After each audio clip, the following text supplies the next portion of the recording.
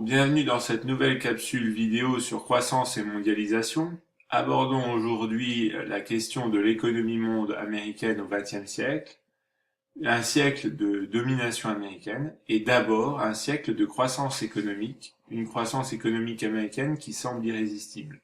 En effet, au début du XXe siècle, le PIB américain s'étend environ autour des 200 à 400 milliards de dollars.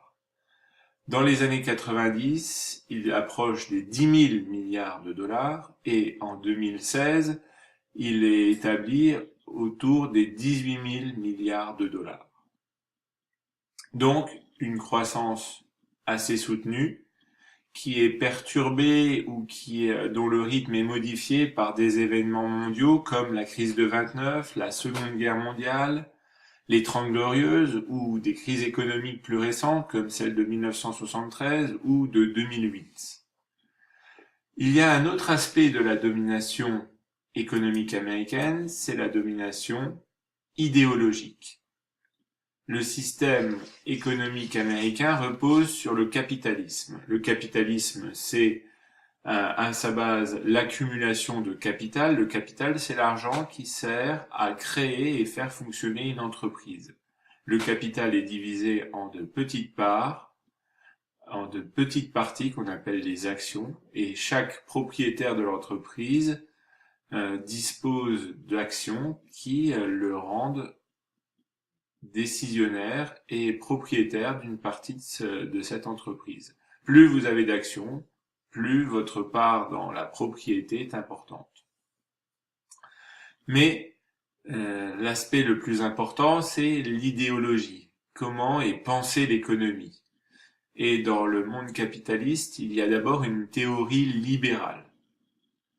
Celui qui l'a mis en place, c'est un Anglais, Adam Smith, dès le milieu du XVIIIe siècle. On considère Adam Smith comme un des premiers économistes.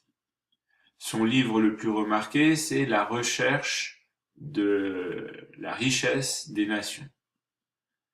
Alors Adam Smith, il n'écrit rien de nouveau, il observe la vie quotidienne et il en déduit des règles économiques.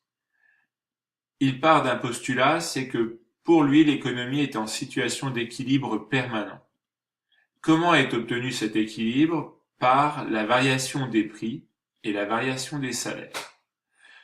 Les prix varient selon quelle règle? Selon la règle de l'offre et de la demande. Si l'offre est supérieure à la demande, le prix va baisser. Si l'offre est inférieure à la demande, le prix va augmenter.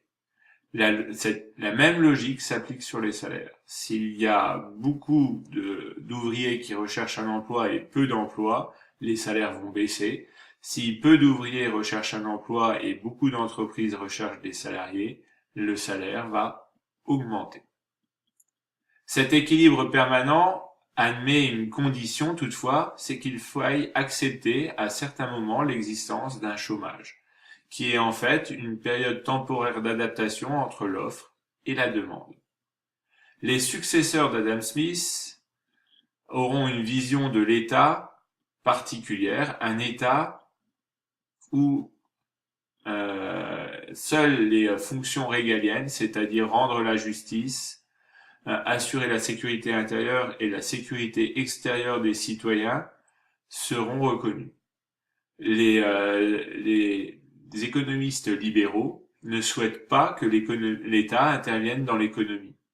D'où une expression assez connue qu'il faudra retenir, c'est laisser faire, laisser passer.